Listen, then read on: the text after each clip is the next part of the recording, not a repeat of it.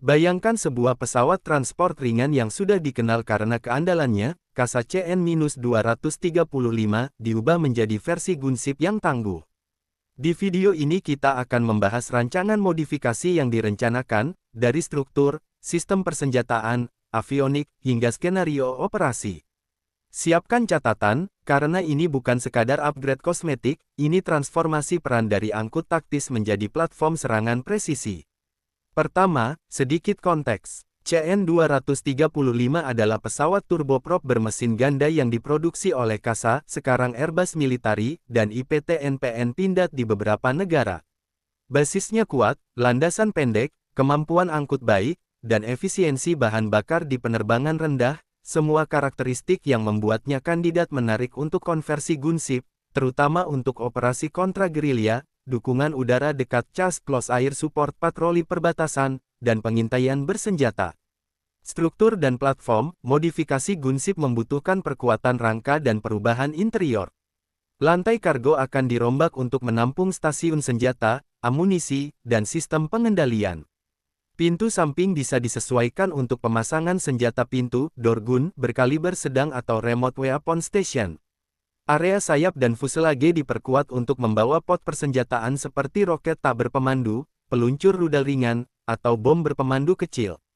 Persoalan kunci, menjaga keseimbangan berat dan distribusi beban agar performa take-off landing tidak terlalu terdegradasi.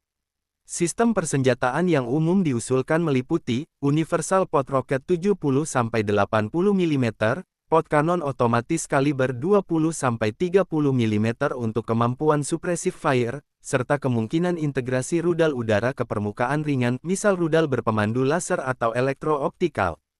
Keuntungan kombinasi ini adalah fleksibilitas, roket untuk area target lebih luas, kanon untuk target taktis, dan rudal berpemandu untuk target titik dengan resiko kolateral rendah.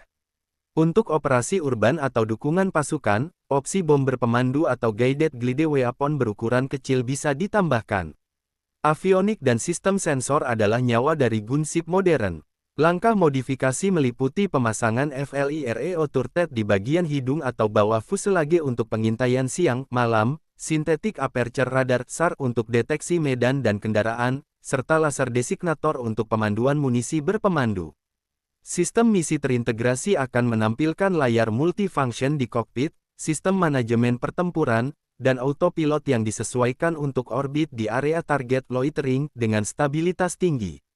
Data link real-time wajib untuk berbagi gambar dan target dengan pasukan darat dan platform lain, ini membuat CN-235 gunship efektif dalam operasi terpadu. Mesin dan performa, CN-235 memiliki performa bagus di landasan pendek dan penerbangan rendah, ideal untuk loitering di medan operasi. Namun penambahan muatan persenjataan dan sensor akan menambah berat signifikan. Solusi, peningkatan mesin ke varian berdaya lebih tinggi atau modifikasi propeller untuk efisiensi lebih baik. Selain itu, modifikasi bahan bakar tambahan untuk memperpanjang waktu tinggal di area target endurance sering diperlukan. Perbandingan trade-off, lebih banyak bahan bakar meningkatkan endurance namun mengurangi kapasitas muatan persenjataan. Pertimbangan pertahanan sendiri, self-protection, tak boleh dilupakan. Gunship rentan terhadap ancaman udara ringan dan rudal permukaan ke udara Man Portable (MANPADS). Oleh karenanya, integrasi sistem peringatan peluncuran rudal RWR Countermeasures Chaff Flare, dan opsi jammer elektronik modular adalah keharusan. Lapisan perlindungan tambahan dapat berupa panel Kevlar internal untuk meminimalkan kerusakan akibat tembakan ringan, serta desain redundansi sistem kritis agar pesawat tetap dapat kembali meski mengalami kerusakan sebagian. Kru dan tata kerja misi, versi gunship akan membutuhkan kru lebih dari CN-235 standar. Biasanya satu pilot kapten, kopilot, operator sensor misi, dan teknisi persenjataan. Operator sensor bertugas mengunci target, mengkoordinasikan pemanduan laser, dan menilai kolateral damage. Latihan interoperabilitas dengan pasukan darat, udara, dan pusat komando sangat penting, keputusan tembak harus cepat tetapi tetap mematuhi aturan engagement. SOP Standard Operating Procedures baru akan dibuat, termasuk aturan penggunaan senjata di area padat sipil, identifikasi target, dan prosedur darurat. Kelebihan CN-235 Gunship yang diusulkan meliputi biaya rendah relatif terhadap jet tempur, kemampuan operasi di bandara kecil atau landasan tak beraspal, endurance yang baik pada kecepatan rendah, serta fleksibilitas modul senjata yang bisa disesuaikan misi. Untuk negara-negara yang membutuhkan pesawat dukungan taktis namun memiliki anggaran terbatas, konversi platform transport menjadi Gunship bisa jadi solusi efisien. Namun ada juga keterbatasan. Pesawat turboprop lebih lambat dan lebih rentan dibanding jet tempur kecepatan tinggi, artinya mereka harus mengandalkan taktik operasional, ketinggian terbang yang tepat, dan dukungan elektronik serta intelijen untuk mitigasi ancaman. Selain itu, kargo internal yang besar pada CN-235 berarti penempatan amunisi dan sistem harus hati-hati agar tidak mengurangi kemampuan angkut jika diperlukan untuk perang ganda. Skenario operasi ideal, kontraterorisme dan operasi kontra pemberontakan di daerah terpencil, pengawalan konvoi, patroli perbatasan bersenjata, dukungan udara dekat untuk pasukan khusus, hingga misi pencarian dan penyelamatan SAR bersenjata. Misalnya, ketika Intel menunjukkan kumpulan kendaraan musuh di daerah pegunungan, CN-235 Gunship dapat melakukan misi loitering, menggunakan FLIR untuk verifikasi, menandai target dengan laser, dan mengirimkan roket atau rudal presisi setelah konfirmasi dari komando darat. Aspek hukum dan etika, penggunaan platform bersenjata harus senantiasa mematuhi hukum internasional humaniter.